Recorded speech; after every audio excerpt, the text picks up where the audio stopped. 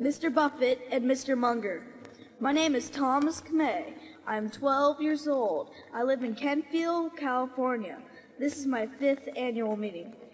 I know you lost a lot of money as a result of 9/11, but I would like to know how 9/11 changed your life and your investment strategy. Well, I think in the sense of changing the life, it's a good question. And it made everybody, I think, in the country aware. I mean, we've gone through world wars and all of that, and essentially felt quite protected within these borders. And I have been quite worried about, Charlie can attest to, the possibility, particularly of some kind of nuclear device in this country, probably more likely by terrorists than by some at least declared act of war by another state. And 9/11 made everybody realize that as humans have not progressed particularly in terms of how they behave with each other over the years, they have progressed enormously in their ability to inflict damage on those that they hate for one reason or another. And that has increased, for a long time in the world. If you didn't like somebody, the most you could do was throw a rock at them. And that went on for millennia, and then it moved into what you might characterize ironically as more advanced states. And in the last 50 years, it's increased exponentially. And so now people who are megalomaniacs or psychotics or religious fanatics or whatever, and who hate others in some unreasonable way, now have means at their disposal to inflict a whole lot more damage, incredibly more damage than they had not too many decades ago. And 9/11 brought that home to everybody, something they probably understood subconsciously and didn't think about very often, to something they thought about much more intensely, and it's become more real to them. It hasn't really changed my view about it. I mean, in the sense that there are millions and millions and millions of people in the world that hate us, and most of them can't do anything about it.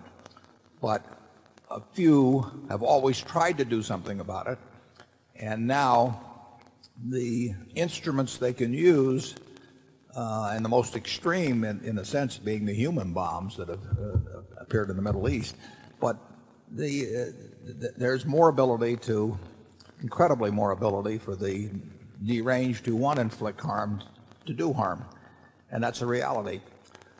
In terms of the business aspects of it, the question, obviously, the area at Berkshire that it affects most significantly by miles is insurance.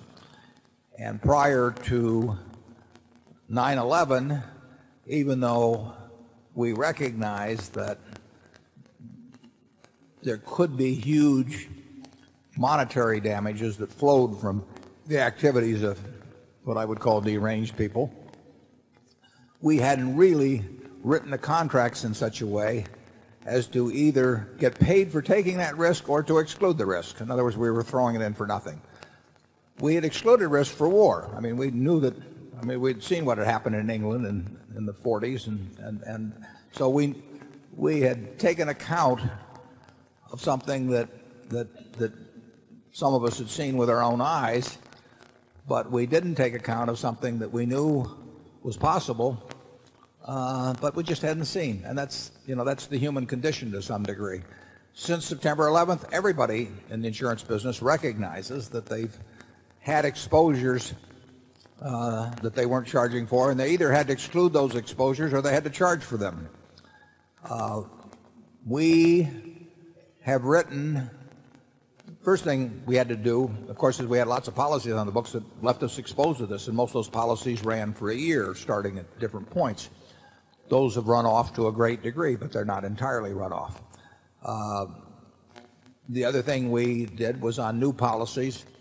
We have sold a fair amount, quite a large amount, of terrorism insurance that excludes what we call NCB, nuclear, chemical, and biological, as well as fire following nuclear. And we can take a fair amount of exposure to that sort of terrorism because it won't aggregate. It aggregated at the Twin Towers in a way that, at World Trade Center, in a way that just was about as extreme as you could get for non-NCB type activities. I mean, that was a huge amount of damage done without nuclear, chemical, or biological. But we can have tens of billions of dollars with NCB excluded throughout a greater New York area or something. But we can't have hundreds of billions of exposure that would be exposed, say, to nuclear activities because they're an act or two or three coordinated could cause damage that would destroy the insurance industry. And if we had coverage on that, it would destroy us as well. So we write very little.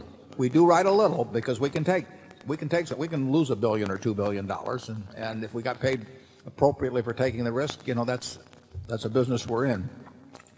But we can't lose $50 or $100 billion, and so we take a little bit. We take a few risks that involve nuclear, chemical, or biological. But generally speaking, the terrorism insurance that we're writing, and we've written a fair amount of it, excludes those particular risks.